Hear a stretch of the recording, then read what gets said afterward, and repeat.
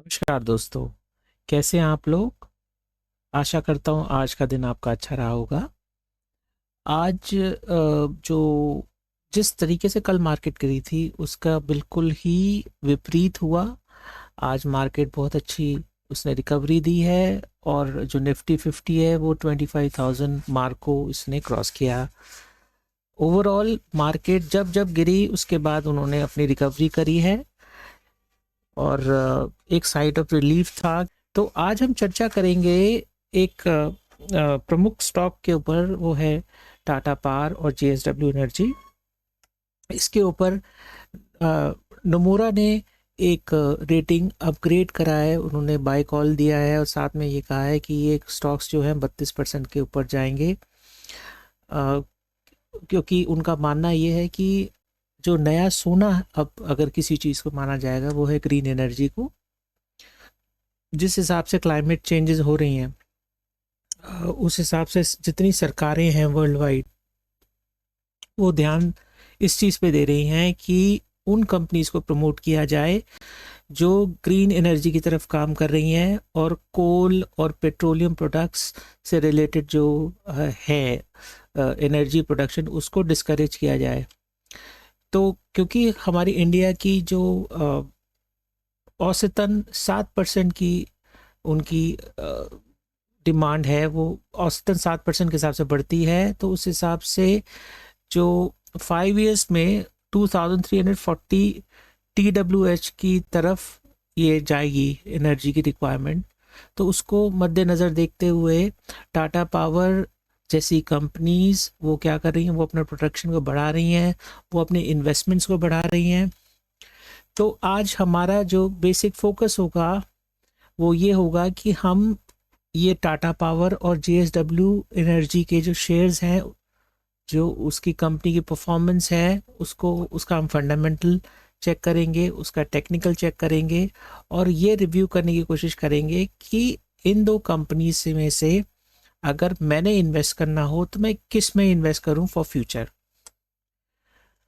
तो Tata Power as a company, ये जो कंपनी स्टैब्लिश हुई थी 1911 में। Tata Power is one of the India's largest integrated power company engaged in the generation, transmission and distribution of electricity।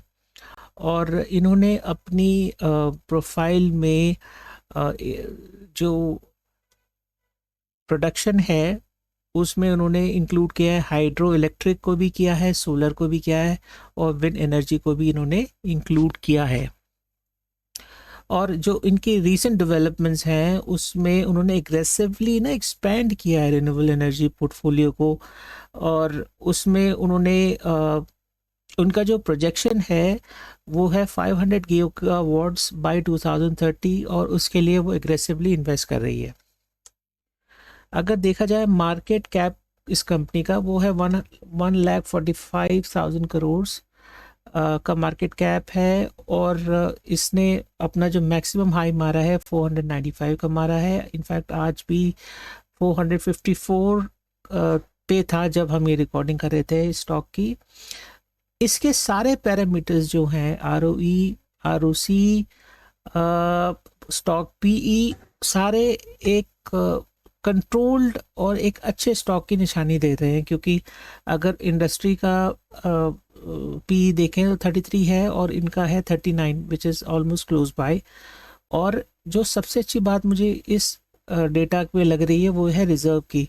Company के पास after investing a huge amount, still उनके पास करीब 32,000 करोड़ का रिजर्व है। जो कंपाउंडेड सेल्स ग्रोथ है वो 10 ईयर्स में 6% रही है। और ध्यान दीजिएगा 3 साल में इनकी जो कंपाउंडेड सेल्स ग्रोथ हुई है वो 23% हुई है। और जो प्रॉफिट है वो तो अबव एंड ऑल है, क्योंकि अगर देखा जाए तो 5 साल में इनका प्रॉफिट था 74% और 3 साल में 44%, जो एक अमेजिंग चीज़ है उस कंपनी के लिए जो इन्वेस्टमेंट प्रोन कंपनी है। अभी कंपनी को नई इन्वेस्टमेंट करनी है और उसमें ये इतना प्रॉफिट निकाल पा रही है, ये एक बहुत ही अद्भुत बात है। इसका अगर शेयर होल्डिंग पैटर्न देखें तो 46 के करीब है प्रमोटर की होल्डिंग, और जो म्यूचुअल फंड्स और डोमेस्टिक इंस्टीट्यूशंस हैं इनकी करीब 7 और 6% की होल्डिंग है। फॉरेन इंस्टीट्यूशन की 9% के करीब है, और रिटेल इन्वेस्टर की है 27% के करीब। अगर हिस्टोरिकल डेटा देखें तो अगर इनका शेयर होल्डिंग पैटर्न देखें तो उसमें हमें ये दिखता है कि 2017 में जो प्रमोटर की जो शेयर होल्डर पैटर्न था वो 33.02% था, जो इंक्रीज हुआ 46.86%। बाकी सारे स्टैट्स नॉर्मल हैं, उसमें कोई इतना मुझे चेंजेस नहीं दिख रहे। लेकिन एक चीज़ मैं यहाँ पे आपको हाईलाइट करना चाहूँगा कि जहाँ पर प्रमोटर की जो स्टेक है वो अगर बढ़ रही है, प्रमोटर की अगर हिस्सेदारी बढ़ रही है, जहाँ 33% से उन्होंने सीधा 46% हो गई है, इसका मतलब है कि कंपनी के बिजनेस पे प्रमोटर को विश्वास है, तभी वो अपने स्टेक को बढ़ा रहे हैं। और ये एक अच्छा साइन है, क्योंकि ये शो करता है कि कंपनी का क्लैरिटी है विजन में, वो आगे बढ़ना चाह रहे हैं, तभी प्रमोटर्स ने अपनी स्टेक को बढ़ाया है। अगर हम यहाँ पे देखें जो इन DMA 50 डेज का जो DMA है उसके ऊपर ये स्टॉक इस वक्त चल रहा है, और अगर स्टॉक इस टाइम पे ख़रीदा जाए, अगर इस पे निवेश किया जाए इस टाइम पे, तो इसके बहुत कम चांसेस होते हैं कि ये नीचे जाए, क्योंकि 50 डेज DMA के ऊपर है। उसके अलावा अगर हम एज ए रेवेन्यू ट्रेंड देखें टाटा का, वो इंक्रीज़ हो रहा है फाइनेंशियल ईयर से 2022 से अगर देखेंगे, जहाँ इसमें दिखाया गया है कि जो उनका टोटल रेवेन्यू था वो 36,000 करोड़ का था, और लगातार ये ईयर ऑन ईयर इंक्रीज हो रहा है। साथ में जैसे हमने प्रॉफिट भी देखा, प्रॉफिट में भी इनका 20% के करीब इंक्रीज है।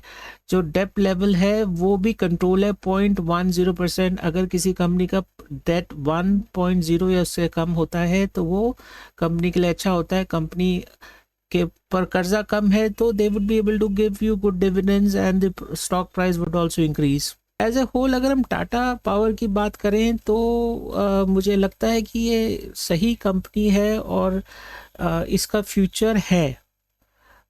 आगे हम बात करते हैं JS एनर्जी की। JS एनर्जी के अगर बिजनेस मॉडल को देखें तो ये 1994 में इस्टेब्लिश हुई थी ये कंपनी, और उसके बाद इसने रैपिड एक्सपेंशन लिया है इस कंपनी ने, और इस कंपनी का जो ग्रीन एनर्जी टारगेट है वो इसके एग्रेसिवली उस पर काम कर रही है। रीसेंट डेवलपमेंट में अगर हम देखें तो इनका एक एम्बिशियस प्लान है जिसमें वो कैपेसिटी को बढ़ा रहे हैं अपना, और जो उनका टारगेट है वो 10,000 मेगावाट है बाय 2025, ये इनका प्रोजेक्शन है अभी।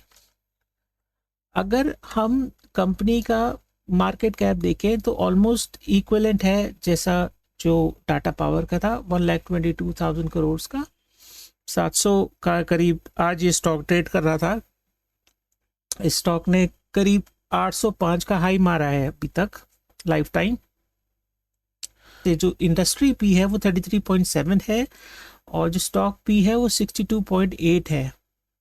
इसका स्टॉक पीस थोड़ा सा ज़्यादा है, मतलब वैल्यूएशन थोड़ी ज़्यादा है, और उसके हिसाब से देखें तो ROC और ROE जो है वो 8.598% के करीब है। नॉर्मली जो अच्छे स्टॉक का ROE ROC होना चाहिए वो 15% के करीब होना चाहिए। इसका जो डेब्ट टू इक्विटी है 1.52, मतलब ये है कि जो इनका कर्जा है वो रिजर्व से ज़्यादा है। एक आइडियल जो डेब्ट टू इक्विटी होना चाहिए वो 1 या उससे नीचे होना चाहिए, इनका 1% से ज़्यादा है। रिजर्व 19,000 का करीब दिखा रहा है। पैग रेशो क्योंकि रिजर्व से ज़्यादा इनका डेट है तो 3.17 दिखा रहा है, तो ये भी हाई है। और सेल्स इनकी ग्रोथ 3 इयर्स की 18% करीब है, 5 साल में 4.68% थी। 3 साल में 18% इनका सेल्स ग्रोथ हुई है 5 ईयर्स में करीब 5% और 10 ईयर्स में 3%। और अगर हम इनकी जो कंपाउंडिंग प्रॉफिट अगर देखें, प्रॉफिट ग्रोथ, वो है करीब 5 साल में 20% का और 3 साल में 29% का। ये भी इम्प्रेसिव लग रही हैं फिगर्स। अगर हम इसका शेयर होल्डिंग पैटर्न देखें तो यहाँ पे इनका जो शेयर होल्डिंग पैटर्न है 69% के करीब है। म्यूचुअल फंड और अदर जो DIIs है उसमें करीब इनका उन्होंने इन्वेस्ट ऑलमोस्ट 9% किया हुआ है। और जो फॉरेन इंस्टीट्यूशंस हैं उन्होंने करीब 15% का इसके अंदर इन्वेस्टमेंट किया हुआ है। अच्छा, रिटेल जो इन्वेस्टर्स हैं इसमें कम है, 6.10% है, जो बहुत कम है, which is in favour of the stock. अगर हम इसका 20 डेज DMI देखें तो 20 डे DMI के अभी नीचे ये स्टॉक ट्रेड कर रहा है। तो मेरी सलाह ये होगी कि अगर ये स्टॉक जिस दिन 20 से 50 डेज DMI को क्रॉस कर जाता है, 50 डेज DMI को क्रॉस कर जाएगा, वो टाइम होगा इन्वेस्ट करने का। शेयर होल्डिंग पैटर्न की हिस्ट्री देखी जाए तो 2017 में जो प्रमोटर का स्टेक था 74% था, जो इनका रिड्यूस हो गया 69% हो गया है।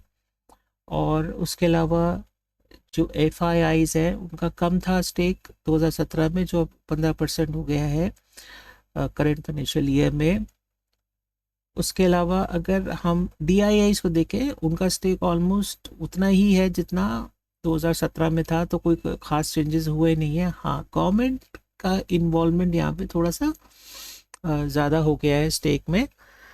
ओवरऑल देखा जाए यहाँ तक तो सब स्टैट्स ठीक लग रहे हैं, लेकिन अगर इनकी रेवेन्यू ट्रेंडिंग को देखा जाए तो रेवेन्यू ट्रेंड में इनका जो फाइनेंशियल ईयर में इन्होंने करीब 2022 में करीब इनका 12,000 करोड़ का इनका रेवेन्यू था। और प्रॉफिट मार्जिन है करीब इनका 30% का। और इनका जो डेप्ट टू इक्विटी, जैसे मैंने आपको पहले कहा, 1.5 है, which is slightly higher than Tata power.